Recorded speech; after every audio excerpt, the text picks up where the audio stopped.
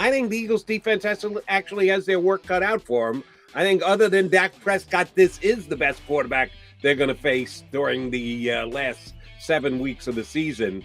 Is there a chance the Eagles underestimate Trevor Simeon coming into this game? You mentioned they're number one against the run. They can get thrown on.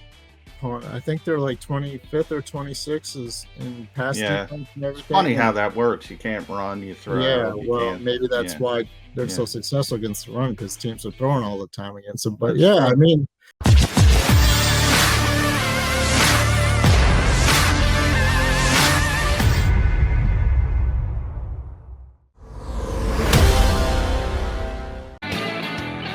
Thursday edition of Mac and Mac here on Birds 365. It's John McMullen and Johnny McDonald with you, and from his palatial state in, now I know you're right for Delaware, but you live in Pennsylvania, right, Martin? Mm-hmm. Yep.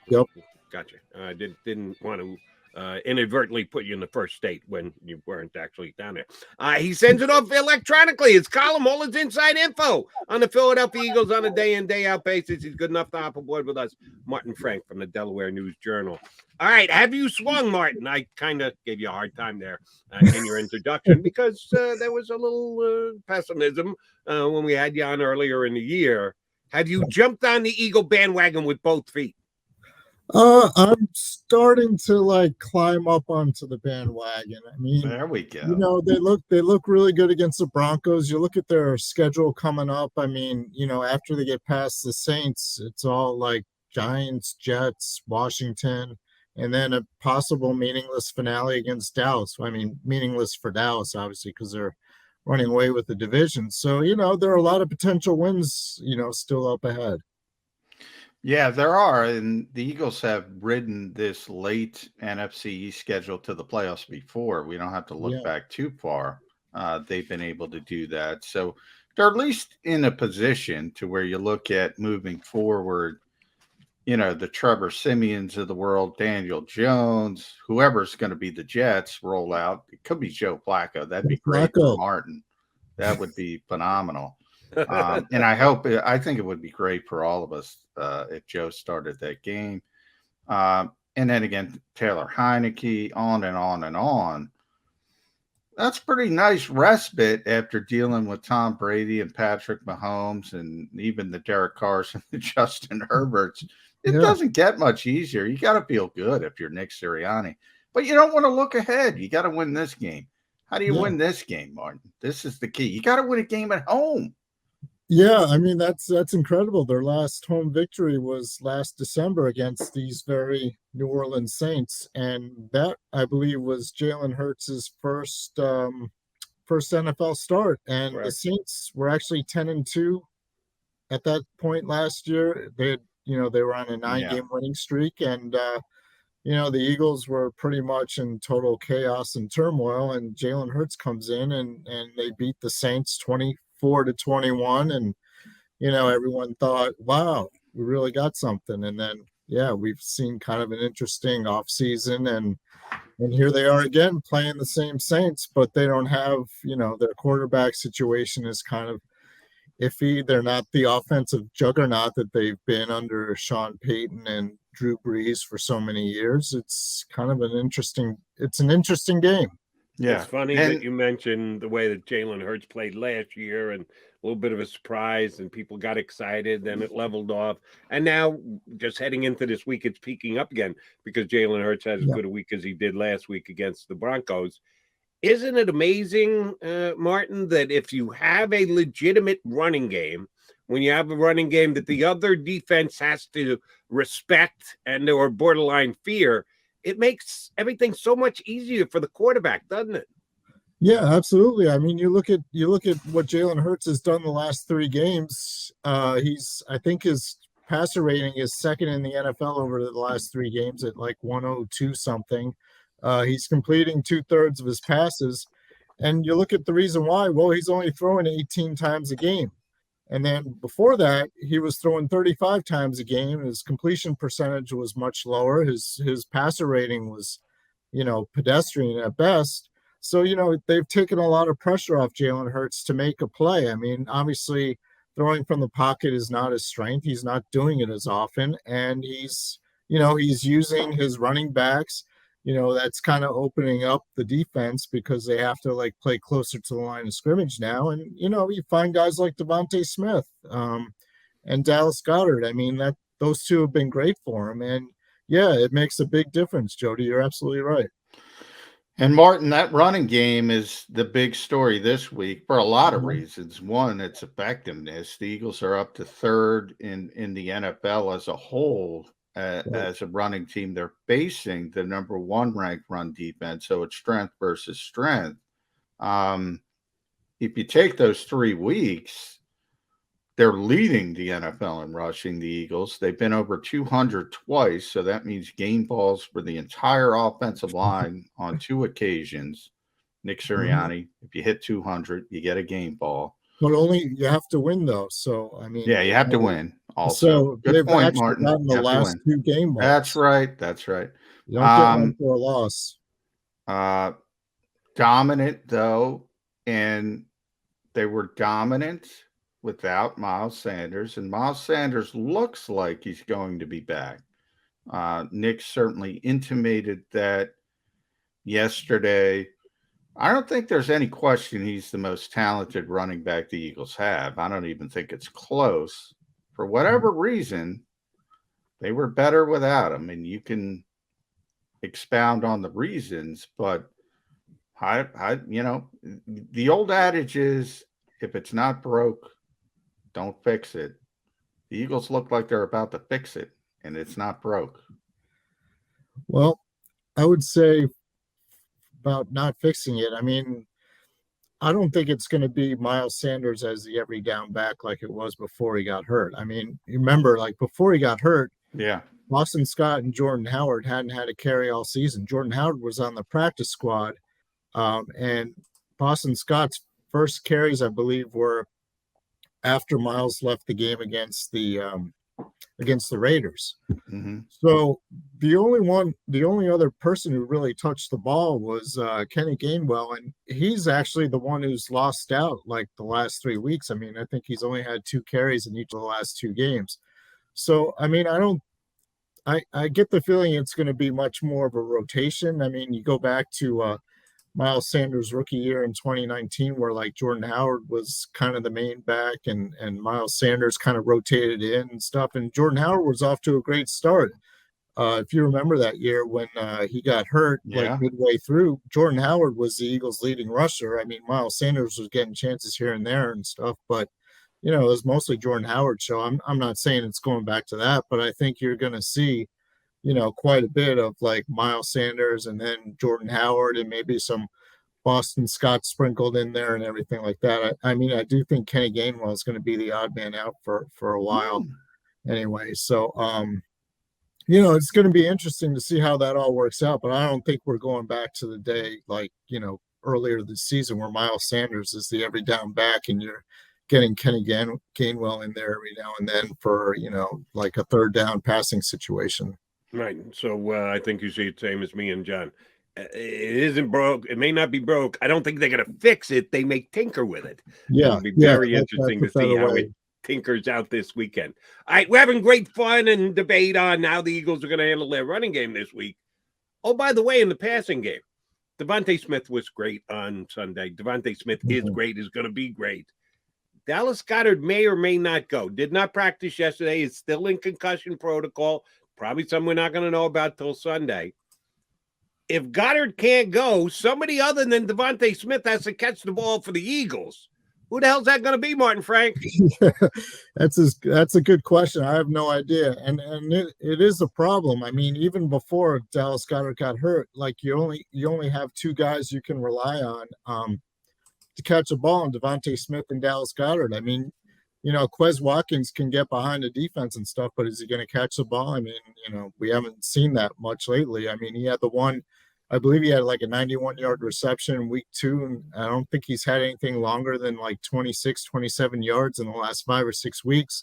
Jalen Reagor has kind of become like a gadget receiver. They use him on jet sweeps and reverses and stuff like that, but they haven't really thrown the ball to him. And I don't know what's going on there. And it just seems like, he's kind of fallen way off. Like he showed some promise as a rookie last year, but like it's just not working out. I mean, I don't know what's going on there. He's got great speed and everything like that, but he's just not getting open, and you can tell they don't really rely. I mean, they can't really rely on him. So I don't know. I mean, someone's got to catch the ball.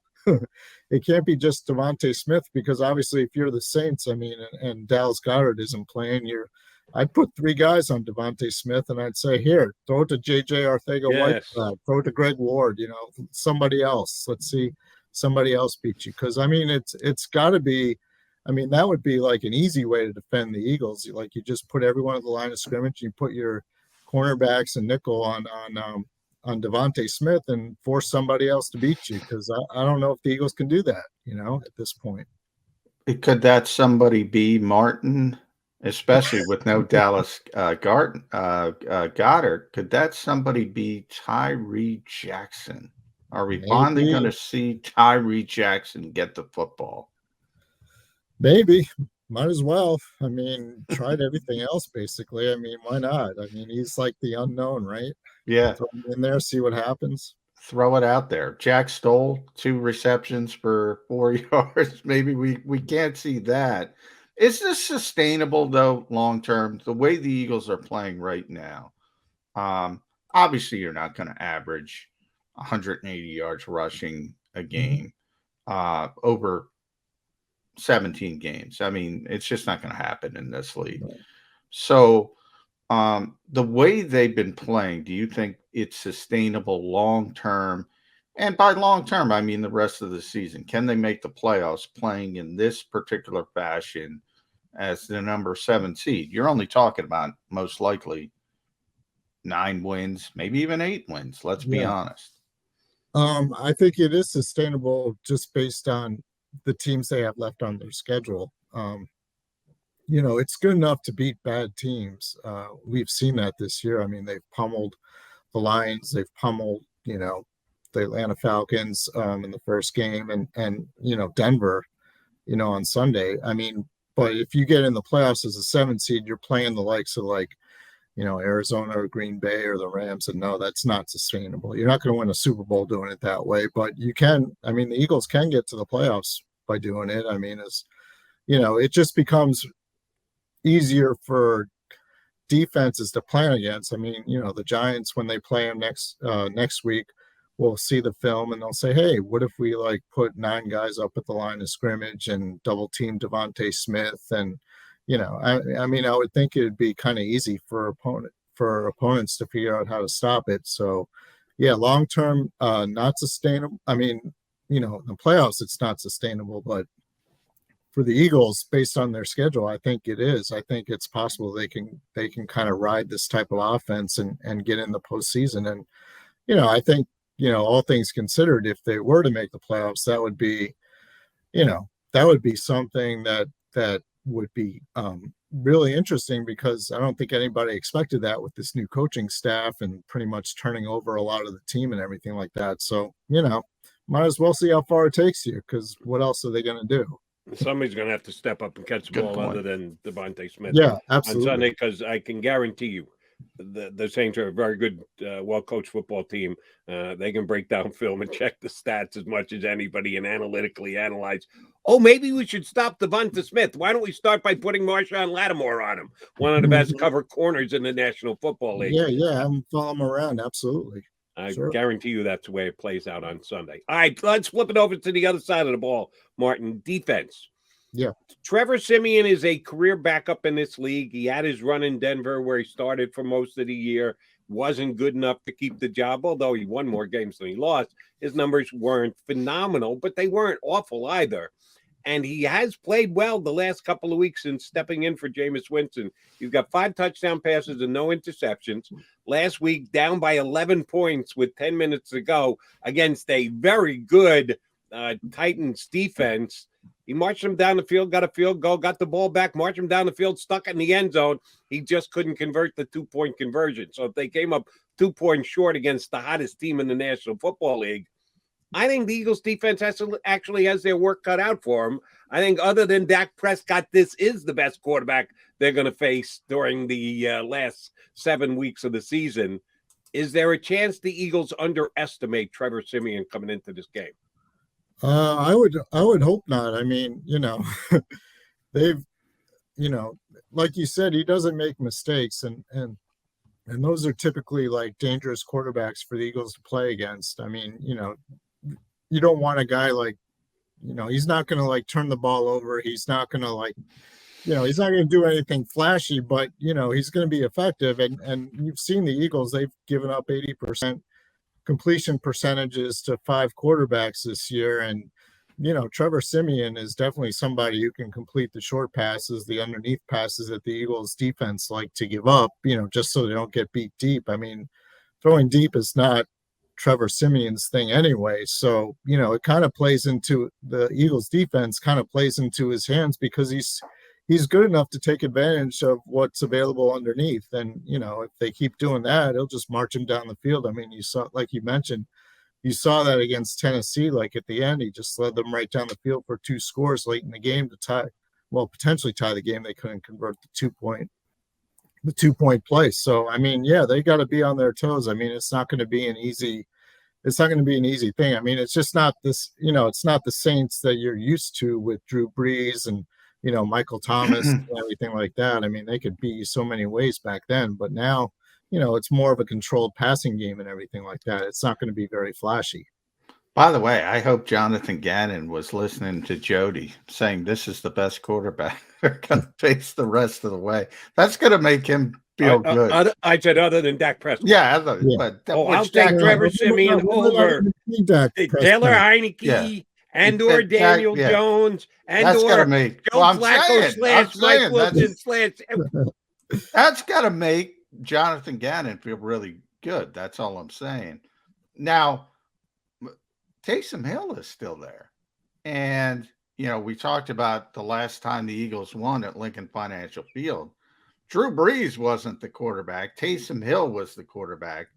And that might have been his best game ever as a starting quarterback, certainly his most effective game from a statistical standpoint, although they weren't able to get over the hump. Where's the Taysom Hill effect in this game, Martin? And does it help to have been practicing against Jalen Hurts? Does that help defend against Taysom Hill when Sean Payton wants to throw him out there? Yeah, I definitely think it does. They see Taysom Hill every day in practice, and Jalen Hurts, who's actually a better, all-around quarterback. Yeah. So, it might have been more of a novelty in the past, but I think that's kind of worn off. I don't think there's going to be a big Taysom Hill effect in this game. I think the Eagles would know how to play against it. I don't know. I don't really see it a big part of the Saints offense as far as like them beating the Eagles. I don't think it's going to catch the Eagles off guard by any stretch of the imagination. So I'm not expecting like a big Taysom Hill effect in this game. But it is Sean Payton, so you never know. The effect that I'm a little afraid of coming into this game on Sunday is the Alvin Kamara effect. He was out last week. Yeah. He was limited in practice yesterday, but just the fact that he returned to practice means that he is headed toward availability for Sunday's game. It was a knee sprain, a knee contusion, not a sprain, and certainly not a tear. So it looks like he's going to be good to go. He's the guy I think the Eagles are going to have the toughest time slowing down on Sunday. He is easily their biggest weapon. Does a Jonathan Gannon defense have what it takes to stop a player with the skill sets that Alvin Kamara has? Well, I think we've seen kind of all year that that's really not the case, but it just depends on how effective they are in getting to Trevor Simeon and making it difficult for him to like find guys open.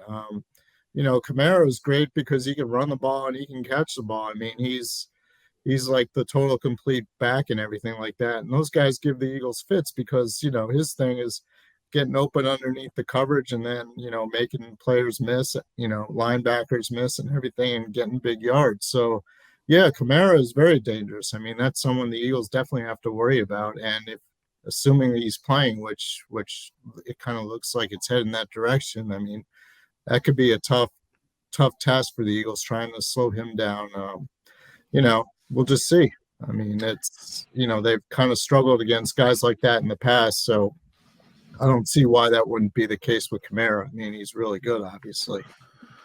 All right, Martin, let's talk about the real strength of the Saints. And this is weird to say because it's been so long. I mean, it's Sean Payton's team. It was Drew Brees' team for all those years. All we talked about is offense. Alvin Kamara, the running game, Michael Thomas, who's not there, the receivers, all these years. All of a sudden, they shift to this defensive juggernaut under Dennis Allen. They're one of the best defenses in football. We talked about the run defense. 73 yards a game. I think they're number 10 overall.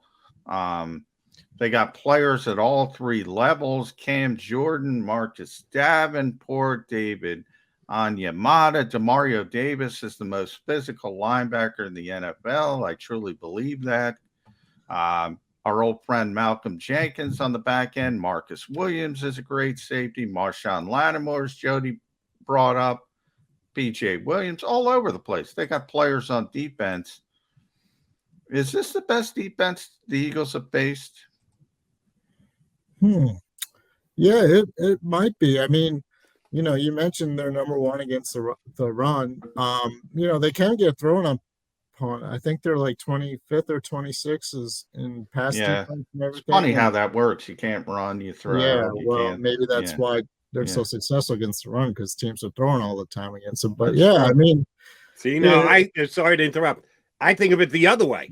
I think teams throw against it because they try and run against it. They can't do it. They I guess we got to throw it that much more. It's one of those, which came first, the chicken and the egg. Yeah, but then you kind of like, if you're like, well, they're always winning and stuff, so you have to throw to catch up. But they're obviously a 500 team, so that's not necessarily the case. I mean, you could look at it either way, I guess. But, I always find it kind of interesting because you look at teams that invest in the linebacker position, like the Saints, obviously, and then you look at teams that don't, like the Eagles, for example. And it's just interesting to see. I mean, obviously they put a lot of resources into their linebackers. You mentioned Davis. You mentioned, I think they have Quan Alexander. And here the Eagles are throwing out like Davion Taylor and TJ Edwards, who have played well lately. But, before that, it was, Alex Singleton and Eric Wilson, a low-cost free agent signing. Alex Singleton, a guy out of Canada, played in the CFL, and, TJ Edwards, undrafted free agent. Davion Taylor was a third-round pick, but he was like, considered a project, so it's really interesting to see how, like, the Saints are spending all this money at linebacker and the Eagles are like, patching along as they go. And here you have the Saints, one of the toughest defenses in the NFL, the number one run defense, and, the Eagles, meanwhile, they've had 5 games where quarterbacks have thrown for at least 80%, completion percentages and driven up and down the field and everything like that. It's I'm not saying one way is necessarily right or wrong. I just find it interesting just how, like, one team, invests in linebackers and the other team kind of patches it along as they go. And they also, real quick before you jump in, Jody, Pete Werner, I think, was a second-round pick, and he's at linebacker, and he's playing well. So they're allocating assets in the draft as well. Yeah. And the Eagles did with Davion Taylor's a third-round pick, but Werner played at Ohio State. He played a lot. He wasn't a raw developmental prospect. So it is interesting that certain teams, don't mind having linebackers who can play. And it's interesting. They have some success when they do that. Yeah, absolutely. Martin, let me ask you about a guy who was everything that you would want out of a player when he was here in Philadelphia. He was very good on the field. He was very good in the locker room, and he was a very popular player. And that's Malcolm Jenkins. I'm leaning toward him being a big player in this game before it ever starts and when it gets on the field, because it is a quasi-triumphant return to Philadelphia. But he already did that last year. The Saints did come in here, and the Eagles did beat him with Malcolm Jenkins returning to Philadelphia. He didn't have a bad game. Had a fumble recovery against Jalen Hurts, as a matter of fact. But the Eagles did win the game. Is Malcolm coming back to Philadelphia any extra added influence on the Saints coming into this game? I think where you see Malcolm Jenkins' impact is in their run defense. I mean, he's not playing deep and everything in safety. He's one of those guys who are, up towards the line of scrimmage, like stopping the run and everything. And, he's perfect for that role, especially like now at his age. I think he's like 34 years old. The guy knows everything. I mean, he probably knows the Eagles offenses as well as anybody, even with the new system and everything. He knows all about, Jalen Hurts and some of the other guys. I mean, even though he never played with Hurts, but, he's smart enough to know that the Eagles are going to try to run the ball, and he's going to be up near the line of scrimmage. And that's kind of like his strength now, especially, as he gets older and everything like that. I mean, he's going to have I think he's going to have a big influence on this game. One way or the other for the Saints. I mean, if the Saints are able to stop the Eagles' running attack, it's probably going to be because of Malcolm Jenkins, and run support and everything like that. But, at the same time, if the Eagles want to try to exploit them deep, I mean, they can do that because Malcolm Jenkins isn't that safety anymore. So we're going to see. But, I mean, obviously you have to have someone to throw deep to, and the Eagles, other than Devontae Smith, really don't. So be interesting. Last one for me, Martin, because you probably have to head down there soon. If you checked your email, you know what's going on. But I will not make it, but I am cleared. But I just can't make it down for the testing window. Because I probably would be a close contact. That would probably be. But I'm good. I just can't because I'm on the air. But I mentioned Davis is probably the most physical linebacker. Malcolm Jenkins might be the most physical safety. So it is strength versus strength. Eagles run game versus Saints run defense. Simple one. Can they get their first win at home against this Saints team? Will they get their first home win? I think they will. I'm not sure how. It might not be pretty, but I think actually they're going to try to I think they're going to try to open it up a little bit, try to pass a little more. I mean, I don't think you're going to see them try and run the ball down the Saints' throats because obviously they're going to be ready for that. So you're going to need somebody to step up. I mean, maybe this is a Quez Watkins game where he gets behind the defense and, Jalen Hurts hits him on a deep ball and he actually catches the ball, holds on to it. And that kind of opens things up. And then once you get a lead, I mean, you can run the ball once that happens. So, for the Eagles, the key would be to get a score quickly, get on top, force Trevor Simeon to have to throw the ball. Because even if he's completing the ball underneath and everything like that, if, the linebackers are playing well enough, they can kind of, stop them from getting a whole lot of first downs and everything like that. So I think the Eagles can find a way to pull it out. I mean, they have to win at home. I mean, they can't, you can't go on. But I keep saying they got to win one at home, but they haven't done it yet. At some of the teams, the teams they've lost to at home have all been really good. I mean, the Chiefs and the Buccaneers have been in the Super Bowl last year. The 49ers were in it the year before that. The Chargers are obviously a good team this year. Maybe not Super Bowl caliber, but they're good. So, I mean, and the Saints are possibly one of those decent teams too. But, I think this has got to be the week where they finally get that home victory. All right, Martin Frank going with the optimistic. I guess I'll play the Martin Frank role in my hypothetical question to wrap this up. The Eagles win the toss, and of course, the coach defers because he always does. So the Saints get the ball, and they go down the field. They score, maybe a touchdown, at least a field goal. Eagles get it back, 2 running plays, and an incomplete pass. 1, 2, 3 punt. What will be the reaction of the crowd at Lincoln Financial Field? I think it rhymes with who. Yeah. I think if that were the case, they'd start. It wouldn't take very long. I mean, they'd be like, oh, no, not this again. And then, especially then they punt the ball. The Saints get it again. Trevor Simeon goes 7 for 8 down the field. And, they score again after a 7-minute drive, 15 play 7-minute drive. Now it's the end of the first quarter and they're already down 10-0. Yeah, I think the booze will be raining down if that is the case. I can guarantee you. It could definitely go that way. I mean, you're right. They win the toss, and I think if they win the toss, they should take the ball. I mean, I think I say it every week, and they never do, Martin. It never happens that way. Well, they haven't been winning the toss. You can't fly in the face of analytics, Martin. How dare you think outside the box? Yeah, well, they have to win the toss too, which actually they haven't done very much either. So, right. Martin, great stuff. Appreciate you coming on board. Always do. Hopefully, no close contact for you, my friend. Johnny Mac will see you in the press box on Sunday. Thanks, buddy. All right. Thanks for having me. Appreciate it. Martin Frank does a great job for the Delaware News Journal, covering them day in and day out. And he's going to beat John Mac to the facilities. Are you even going in today? I can't get down there by 10:30, so I don't know. We'll see after. I'll try to contact the Eagles and see if they can extend it a little bit. The testing window is 10 to 10:30. Actually, I made it yesterday. I had nothing to do yesterday afternoon, so I decided to take a run down to the South Philly Turf Club, which is directly across from the link. As a matter of fact, I made it from my house down there in 27 minutes, which is pretty good. There was no traffic on 295.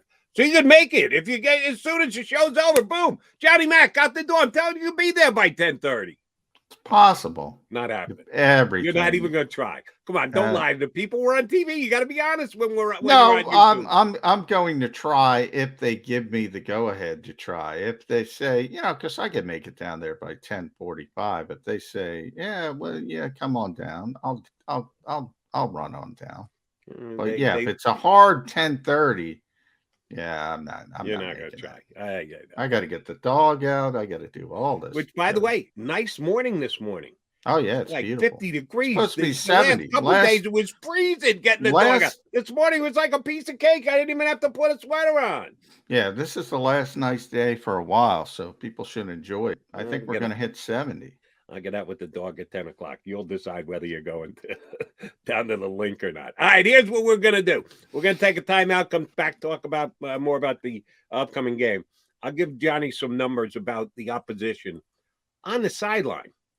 The head coach that's coming in here has had some success against this organization before, and we haven't really zeroed in on the guy who is going to be calling the shots for the Saints. Mr. Payton's not a bad coach. We'll come back, do that on Birds 365. Next hour, we're going to have a guest on that I've never talked to before. I've heard him do interviews, and he was good enough to agree to come on the show. Mike Haas, new play-by-play voice of the Saints on the radio. He's going to jump aboard and give us a New Orleans perspective in our second hour. Right here on Birds 360.